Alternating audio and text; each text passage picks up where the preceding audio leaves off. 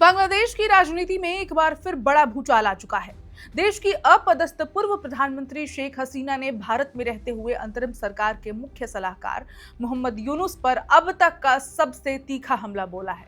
अपने वर्चुअल संबोधन में शेख हसीना ने कहा कि मैं सिर्फ अपने देश से दूर हूं, अपने देश के लोगों से नहीं। इस बयान से ढाका से लेकर नई दिल्ली तक राजनीतिक हलचल तेज हो गई है। इस संबोधन के दौरान एक वक्त ऐसा भी आया कि शेख हसीना रुआसी हो गई।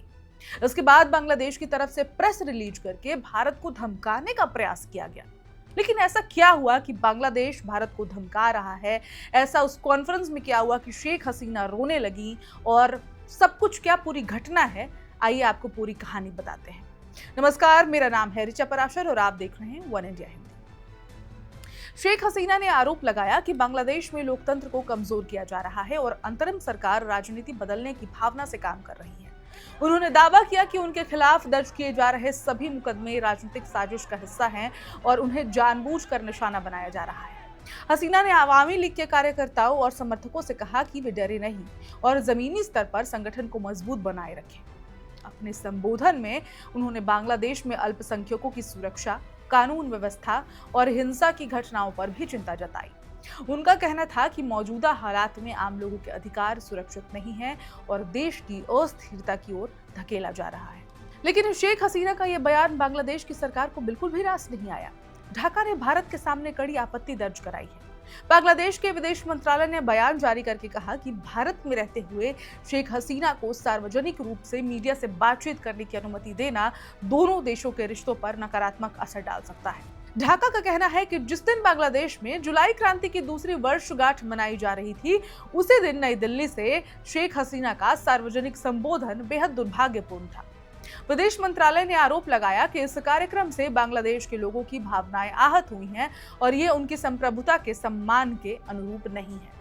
बांग्लादेश सरकार ने यह भी आरोप लगाया कि शेख हसीना ने अपने भाषण में संयुक्त राष्ट्र की उन रिपोर्ट्स को खारिज करने की कोशिश की जिनमें जुलाई अगस्त 2024 के दौरान हुई हिंसा और आम नागरिकों की मौतों का उल्लेख किया गया था। सरकार का कहना है कि इतिहास को बदलने की किसी भी कोशिश को बांग्लादेश की जनता स्वीकार नहीं करेगी। इतना ही नहीं, ढाका ने दोहराया कि उसने वर्ष 2013 के भारत बांग्लादेश प्रत्यर्पण समझौते के तहत कई बार शेख हसीना को वापस भेजने का अनुरोध किया है, लेकिन अब तक भारत की ओर से कोई सकारात्मक जवाब नहीं मिला है। बांग्लादेश का कहना है कि ऐसे समय में उन्हें भारत से राजनीतिक संदेश देने की अनुमति मिलना दोनों देशों के रिश्ते के लिए अच्छा संकेत नहीं है। हालांकि बांग्लादेश ने यह भी स्पष्ट किया कि वो भारत के साथ रचनात्मक और पारस्परिक सम्मान पर आधारित संबंध बनाए रखना चाहता है, लेकिन साथ ही उसने ये भी कहा कि दोनों देशों के रिश्ते एक दूसरे के आंतरिक मामले में हस्तक्षेप न करने और संप्रभु समानता के सिद्धांतों पर आधारित होने चाहिए। दूसरी ओर भारत सरकार पहले ही साफ कर चुकी है कि ये कार्यक्रम किसी सरकारी संस्था का नहीं बल्कि एक निजी संगठन का आयोजन था और सरकार का इससे कोई प्रत्यक्ष संबंध नहीं है। अब सबसे बड़ा सवाल यही है कि क्या शेख हसीना के इस बयान के बाद भारत और बांग्लादेश के बीच कूटनीतिक तनाव और बढ़ेगा? क्या ढाका अपनी आपत्ति को और कड़ा करेगा और क्या ये बयान बांग्लादेश की राजनीति में एक नए टकराव की शुरुआत साबित होगा? आने वाले दिनों में इन सवालों के जवाब दोनों देशों के संबंधों की दिशा तय कर सकते हैं। Your son just said that there's no communication happening with the government, but would you want some kind of a back channel with the government before you revisit and return to your homeland, or would you want some kind of a mediation to happen from any neutral party or any neutral country? I ask this especially because today and yesterday the Bangladesh government has put a blanket ban on your speeches and statements. So how would you intend to now communicate with your own people back in Bangladesh? Thank you very much. Here is our friendly country. Anytime Bangladesh is in a disastrous position, India always stand behind them and they give shelter every time. 1971, then 75, and still. Now, government to government relationship, that is different. But India always has been a great friend, and I know they will remain that. Now, about us, yes, I told you that I was not ready to leave my country. I didn't know that I am coming here, but somehow I reach here.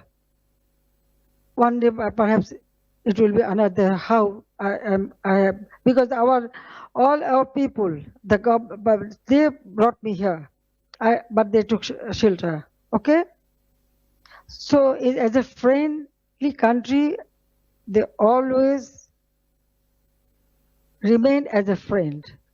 But I want to go back to my own country. So I believe that I should go. I'm going for my people. It is not the matter of government. So last time you went back to Bangladesh in 1981, you went to the Nizamuddin Dargah, which has a very strong connect with your family. Will you go to the Dargah this time again, given the fact that your father also had a connect with the Dargah? Going back to Bangladesh, I already told you, and visiting the serene place, this is our custom. Definitely, usually we do it. So Nizamuddin Aulia or any place we can go, we can visit. 2 साल से भारत में रह रही बांग्लादेश की पूर्व प्रधानमंत्री शेख हसीना अब पहली बार बड़े सार्वजनिक वर्चुअल कार्यक्रम के जरिए मीडिया के सामने अपनी बात रखने जा रही हैं। दिल्ली में होने वाला ये कार्यक्रम सिर्फ शेख हसीना की वापसी या उनके भविष्य की रणनीति को लेकर ही अहम नहीं है, बल्कि इसने भारत और बांग्लादेश के बीच पहले से तनावपूर्ण रिश्तों में भी नई हलचल पैदा कर दी है। दरअसल शेख हसीना 5 अगस्त को नई दिल्ली में आयोजित एक कार्यक्रम में वीडियो लिंक के जरिए संबोधित करेंगी। ये कार्यक्रम foreign correspondents club of south Asia से जुड़ा है और 5 अगस्त 2024 को बांग्लादेश में हुए उस बड़े राजनीतिक घटनाक्रम की दूसरी वर्षगांठ के मौके पर आयोजित किया जा रहा है, जिसके बाद हसीना को सत्ता छोड़कर भारत आना पड़ा था। यानी करीब 2 साल बाद शेख हसीना का ये सार्वजनिक संबोधन बेहद महत्वपूर्ण माना जा रहा है। माना जा रहा है कि वो अपने राजनीतिक भविष्य, बांग्लादेश लौटने की संभावनाओं और अपने खिलाफ चल रही कानूनी कार्रवाई जैसे मुद्दों पर अपनी बात रख सकती हैं।